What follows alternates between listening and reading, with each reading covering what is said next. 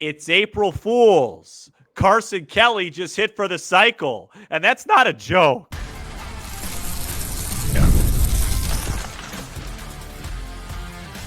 You are Locked On Cubs, your daily Chicago Cubs podcast, part of the Locked On Podcast Network, your team every day. You are Locked On Cubs, part of the Locked On Podcast Network, your team every day, alongside Sam Olber.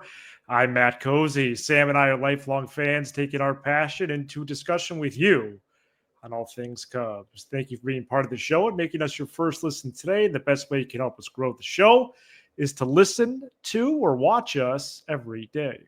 Today's episode is presented by FanDuel. Right now, new customers can get $200 in bonus bets when your first $5 bet wins. Programming reminder to begin the show.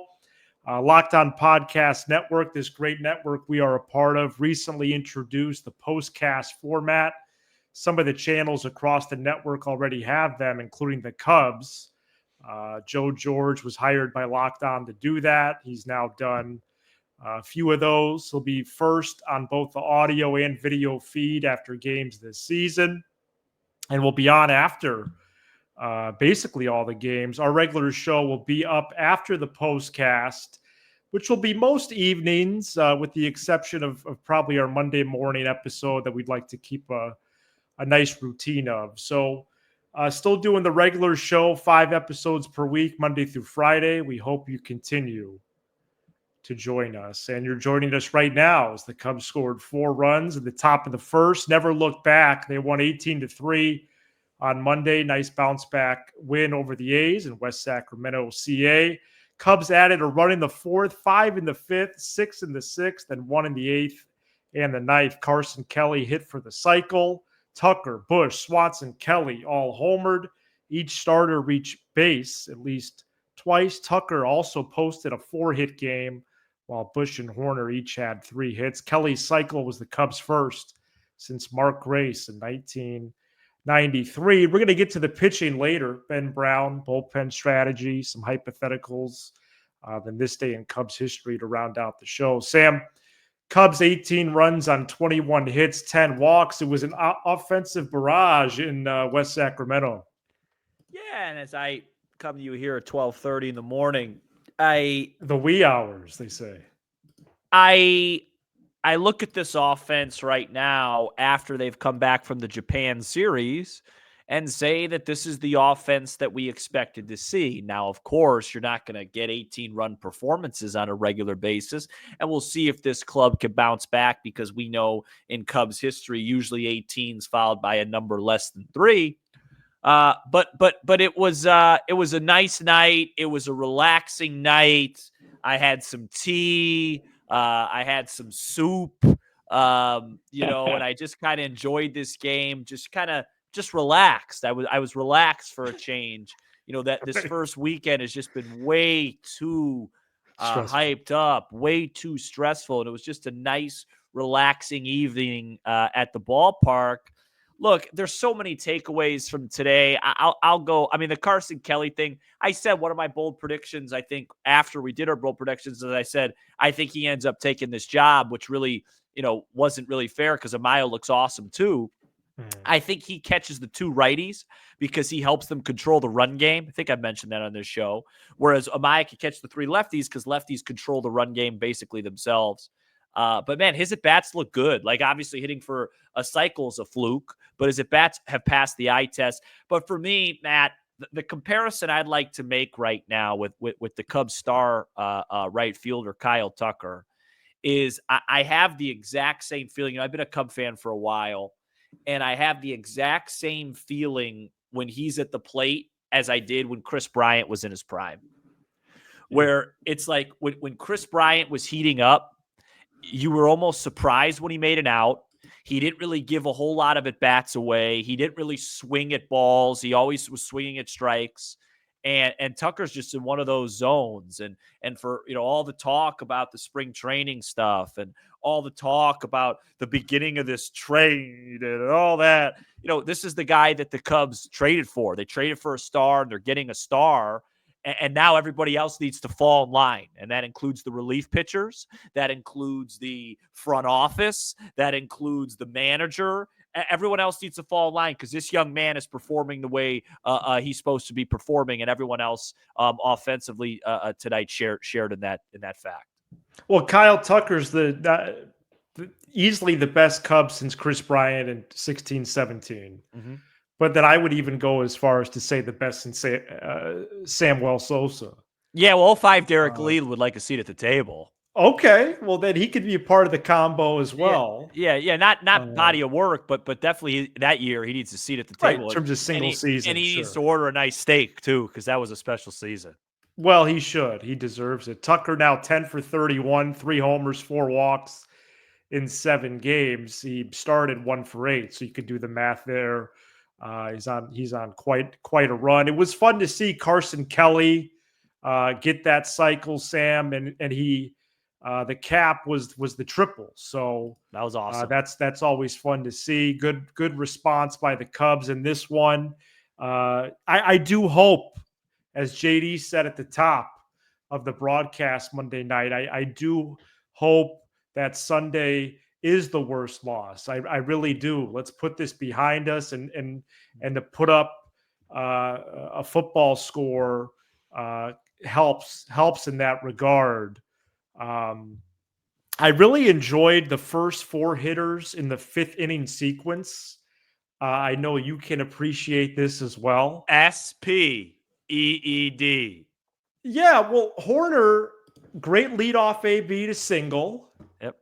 PCA doubles, and he gets the extra 90 because the outfield was slow getting the ball back in. And PCA speed, as you're pointing out, is pivotal. Shaw walks, but it's a full count walk, and it's a walk by not giving into the sinker, not giving into the slider. You'd like to see that. And then Kelly, a 2-run single, which was some foreshadowing to his night. He's now 5 for 10 to begin the year, and that 5th inning snowballed because of the A's poor fielding, but I think it really started well. Did you appreciate that sequence as well? I just thought, in terms of the string of the order, it was aesthetically, as I botched that word. We restart the show. It was pleasing. Bad take. It was pleasing to the eye. Let's just put it that way. Well, we can restart the show, but you'll be doing it alone. It's almost 1 a.m. So. I'd like to give a shout out to the Cubs first baseman, Michael Busch. Just 6 strikeouts so far this season. We talked about how he needs to cut the strikeouts or increase the home run total. He hit his first today. He had a 3 strikeout day in Japan. Outside of that, he's only struck out 3 other times. His at-bats look more controlled. His at-bats look more poised. Before we move on to Ben Brown, I'd like to just sprinkle in a little negativity. Matt, did the Cubs pay $5 million for Colin Ray to just come in 15-run games? I mean, what's his role on this club? I'll hang up and listen. Well, that was part of my outline for the next segment. He apparently doesn't have a role. Yeah, okay. He doesn't have a role on this team, at least not right now. So he's apparently the blowout guy. Okay, great. What do you think about PCA's at-bats? Because he's hitting about 90 cents. Yeah, I think they're fine. Go Cubs. I think he's taken some walks.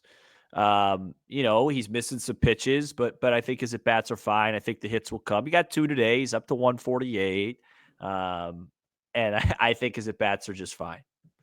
Matt Shaw has been a little bit more. I'd like to see Matt Shaw square up a ball. Like even his home run ball, he didn't even hit 100 plus. Like I'd like to see him hit a ball like 103, 104 plus.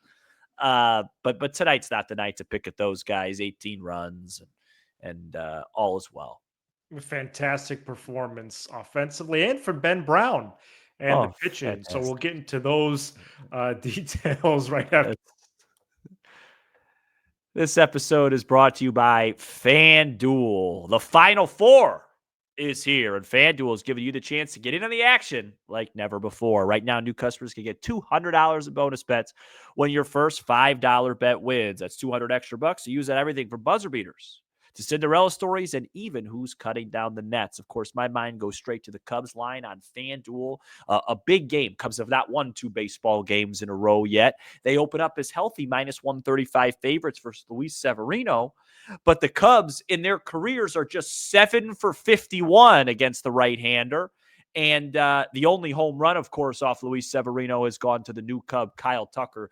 We'll see if they could crack that code Tuesday night and get back to 500 for the first time this year. So visit FanDuel.com and get in the college hoops, MLB, NBA action all tournament long. Ben Brown went 5 innings on Monday night, went almost 3 times through the order. And I believe Cubs starters going deeper into games will help the bullpen. I guess that's more obvious than not, but it might actually be somewhat of a requirement as the bullpen group gets figured out. After multiple examples of uncertainty already this year, the problem, of course, 3 times through the order, effectiveness, efficiency. A lot of pitchers these days hit a wall around that point. For a 2-pitch prominent dude like Brown, it could present challenges to face 20, 25, 27 batters in a single game. Brown finished 5 strikeouts, 2 walks, 3 runs, 6 hits in 5 innings. Initial thoughts on him? So I have a question for you. No. So Ben Brown so far this season, I think, has been fine. I think he's been a little bit overpraised, including by you about 15 minutes ago that said he was fantastic. A lot of people, and you're not the only one. Well, we have to play the tape. Did I use the word fantastic? Maybe. Let's try to run that back. Someone get on that. I thought he was okay. 5 innings, 3 earned. I think Ben Brown flashes amazing talent and ceiling. This was his first start, remember? And I think he will be a really good starter. But my question to you is this. We're a month from now. Cubs are playing 500 ball. They're 2 games out. Okay, so it's just a hypothetical. May 1st. Okay. Jordan Wicks and or Javier Assad's throwing the ball well in the minor leagues. All your other starters are healthy. The bullpen is still a train wreck.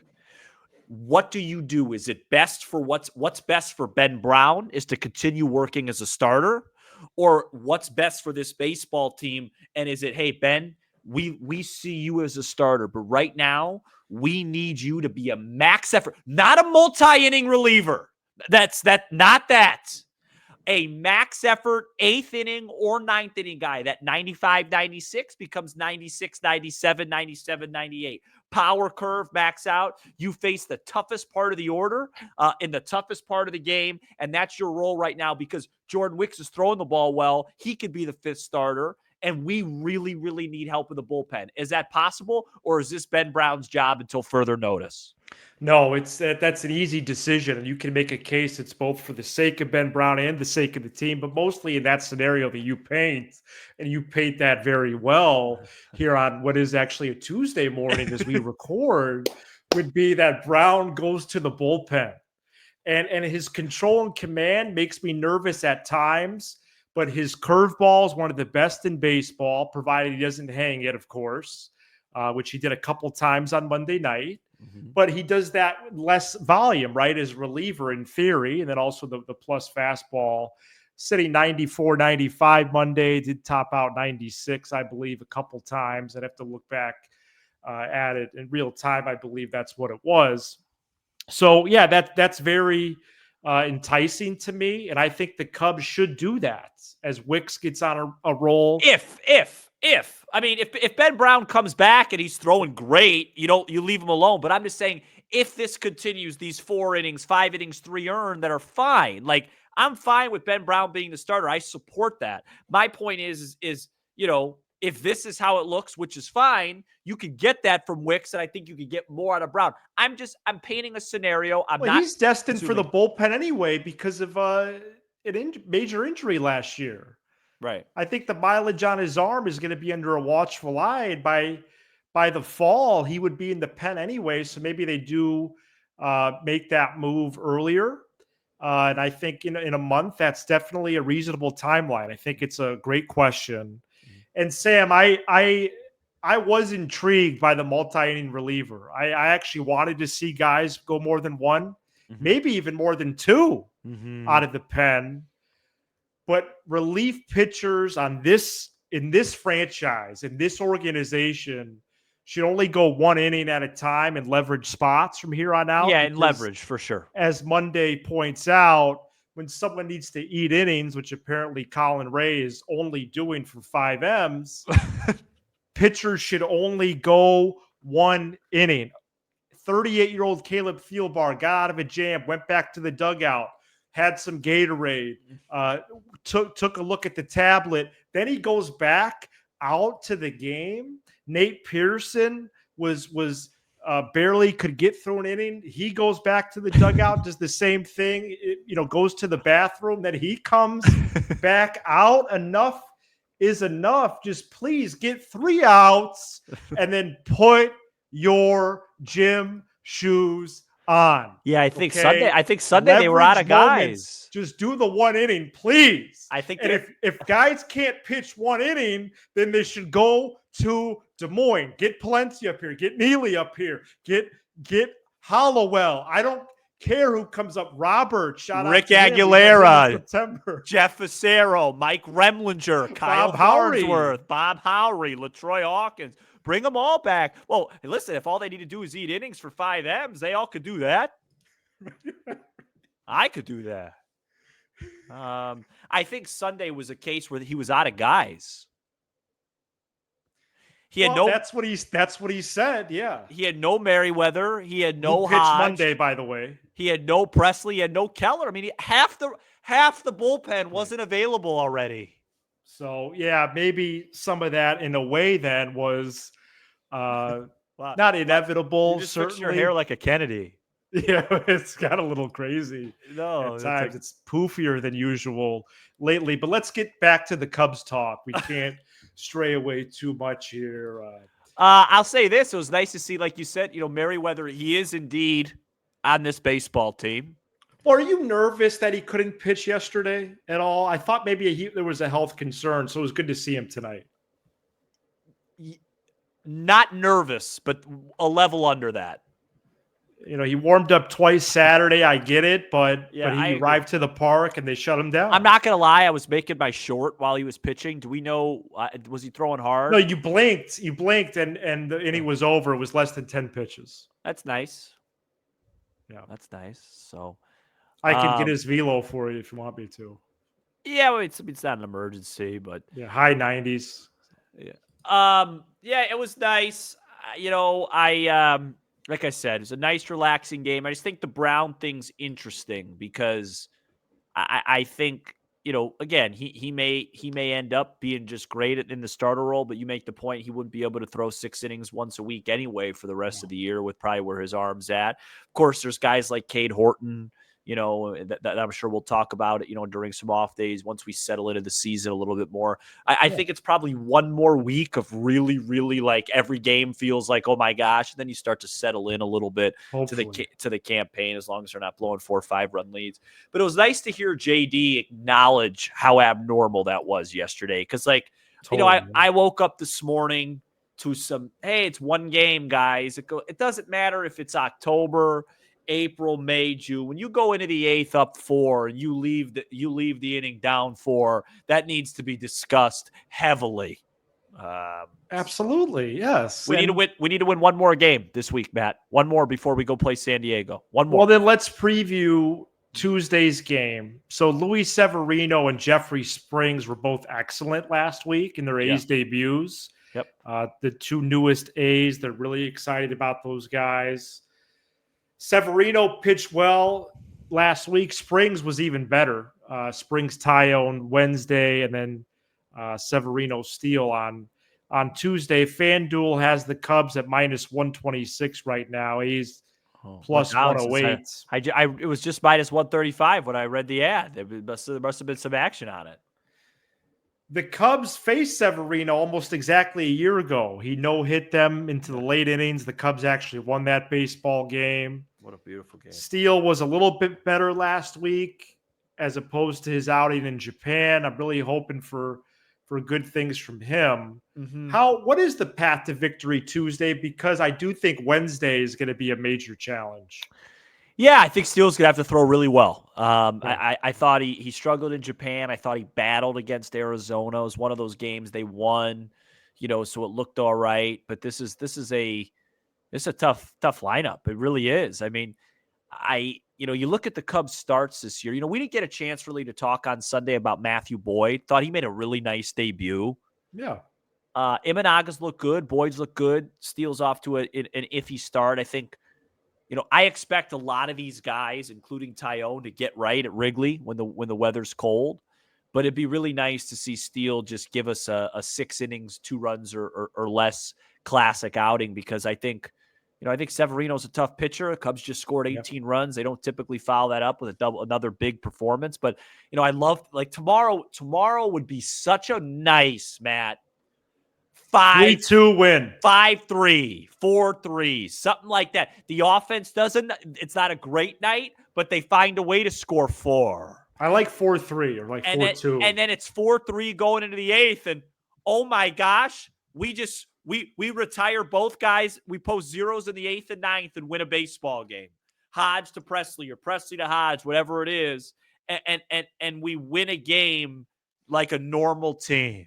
Well, that's a big benefit from Monday's blowout, is that Merriweather and Ray are the only ones not available out of the pen. So you have a fleet of guys again. Why couldn't Merriweather pitch tomorrow? He threw 7 pitches today. Because he warmed up a lot over the weekend? Well, my speculation would be that they're taking a very conservative approach to his arm. I mean, what? So if Steele, that's speculation. So if Steele of course he should be available. So if Steele goes 6 tomorrow and we're up a run, who gets the 7th? Keller? Or Thielbar? Let me think about that. I mean, it would depend if there's lefties coming up. All right, let's move on. I would think it would be I would personally like to see Keller in the 7th, Sam. Yeah, max effort, not multiple. Yes. Just say, hey man, go throw 98. Keller to Presley / Thielbar to Hodge. Yeah, I think they're going to give Hodge the toughest part of the lineup. What if we see Morgan? We won't. Okay. Well, unless see him until Friday. Probably. Unless we're down 4 or 5. All right. Well, that may happen Wednesday. I'm confident about Tuesday, though. Are you really? Yeah. Coming up next, we do a This Day in Cubs history. Please stay tuned. Please. This episode is brought to you by Supply House. Get the supplies you need from the site made for the skilled trades, Supply House. Whether you're in plumbing, HVAC, or electrical work, Supply House is the reliable way to order products online. Their easy-to-use website is packed with helpful resources and the latest product info to help you get the job done right. Plus, with a complete inventory of over 200,000 parts from 400-plus top brands, you'll find exactly what you need delivered fast from coast to coast. Need help with an order? Supply House offers expert support and industry-leading service, so you'll always talk to a real person. And for trade pros looking for an extra edge, they're free. Their free Trademaster program offers exclusive perks like a dedicated phone line, free shipping, and discounts on every order. Thousands of skilled professionals are already taking advantage. Now it's your turn. Join the Trademaster program today at supplyhouse.com/TM and start ordering plumbing, HVAC, and electrical supplies with just a few clicks. Plus, use promo code SH5, that's SH5, for 5% off your first order. That's supplyhouse.com. All right, we have 2 big announcements this week. One's going to be right now. The other will be, let's do after Wednesday's game. We'll announce the other one. Something audio exclusive we're going to try later in the week. We'll announce that later this week. Right now, we're going to announce we will be back at Almost Home in Wrigleyville this Saturday, 11-1. We were there in September. It was one of the most incredible experiences of doing this show. We're going to be back this Saturday, right down the street from Wrigley Field. And then Sam and I, weather permitting, will be at that baseball game. Cubs, Fathers, 121st pitch. We'll be at Almost Home, 11 a.m. to 1 p.m. before that. Great spot, great food, great drinks. We will be there. We would love to meet you, even if it was just for a couple minutes. please swing by if you're in the area, if you're going to the game. Almost Home, 11-1. We will promote this on every episode this week, and we'll also put it on our socials. Matthew Boyd will be on the as mound. well. That's right. Dylan Cease doesn't look good. Really? I haven't been following. So Is he scheduled to pitch against us this weekend? I think so. I got to look into that. Wonderful. I think it's Imanaga Cease Friday. Great. That's a great matchup. Yeah, I just hope we win. Scoreless for the first 8 innings. The Brewers scored 3 times at the top of the 9th, and the Cubs responded in the bottom half on this day in Cubs history, March 31, 2008. 2008, Kosuke Fukudome with a 3-run home run off Eric Gagne. Wow, nice job with that. But the Cubs did lose that game in extra innings. And They did. And I believe they started out that year 0-2, actually. Yes, but they started the season 15-6 and got to 20 games over 500 quickly on June 15th, Sam, at 45-25. Wow, so they won 15 out of 19 after starting 0-2. Yes. Yeah, I remember that. I remember I came home from school and I was like, too. oh, they're down 3-0. And then Fukudome hit the homer, and then I had a basketball workout, and I found out they lost, and I was just way too devastated. And then they lost the next day, and I remember my dad going, "This is going to be like a really good team. It's going to be good." And I'm like, "You told me this is going to be a great team. They stink," and they were 0-2. That's great. Can I just take you on a quick ride, just a very quick ride around Memory lane or a different lane? No, around the NL Central, unless you have another day in history. March 31, 2003. Cubs defeated the Mets 15-2. Corey Patterson drove in 7 in that opener. Yeah, that was in New York. And we'll be at Almost Home this Saturday, 11-1. So, I've been watching a lot of NL Central, probably too much for my own well-being. Yeah. And on Thursday night, last Thursday for opening day, I did a show. Last week on Thursday in the evening. Yeah. I said something like, hey, this Reds lineup really is going to need Ellie De La Cruz and Matt McClain to be stars. Because those guys are the real deal. Because the rest of the team's not deep. When you have Gavin Lux and Jamer Candelario 4-5, you don't have a deep lineup. Yeah. And, man, those two guys are sure off to big starts. I just want to read the statistics. Obviously, it's one ball game, but McClain had 2 hits, a homer, drove in 3. He's slugging a whopping .935 early in this campaign. If that keeps up, he'd be the greatest player ever. And Ellie De La Cruz, 4 hits, 7 RBIs as well. He hit 2 long balls. Intimidated of those two gentlemen because, if the 3 best offensive players in this division are Kyle Tucker and those 2 guys in no particular order, they could be a tough out. Yeah, and but then they are fit. They are thin 4 through 9, and in the bullpen. Absolutely. I like to do some observation. I do like Hunter Green though, and St. Louis lost a baseball game at extras. Wilson Contreras is yet to find grass on his base hits yet. He has not gotten one. And then Milwaukee, what a story. 0-4. They just gave up another home run. And the Pirates lost again. Yeah, well, I'm not really even – they're the one team I haven't really watched a whole lot of, to be honest with you. I don't even know. Is it? The Brewers 0-4 is a big, major story. I think for us, it is because we've talked about them and they've gotten this pitching that has always felt like it's how do these guys pitch like this? And obviously it's so early, but through the first time of the year, Nestor Cortez gave up 3 homers on 3 pitches to start his Brewer career. Insane. Aaron Savale goes to the IL. He started their game 3. We know about Freddie, Peralta, but I don't know, just interesting food for thought stuff.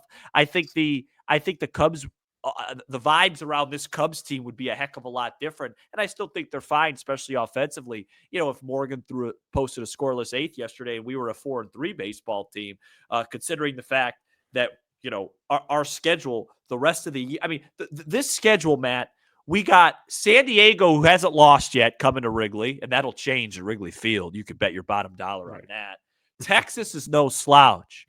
then LA, then San Diego again, and then it's something like Arizona and Philly. And the Dodgers again. Ah. And the Padres again. No, I mentioned the Padres. I think you already said that. Yeah. So.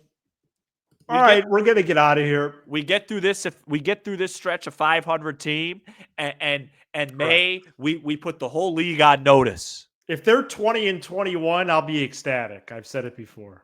Yeah, just assuming that like not 12 of the 21 losses are like Sunday. Well, true. Thank you so much for checking out this episode. We are here 5 episodes per week, Monday through Friday, talking about all things Cubs. Cubs get a big win and look to win the series on Tuesday. He's Sam Olber. I'm Matt Cozy. This is Locked On Cubs. Go Cubs.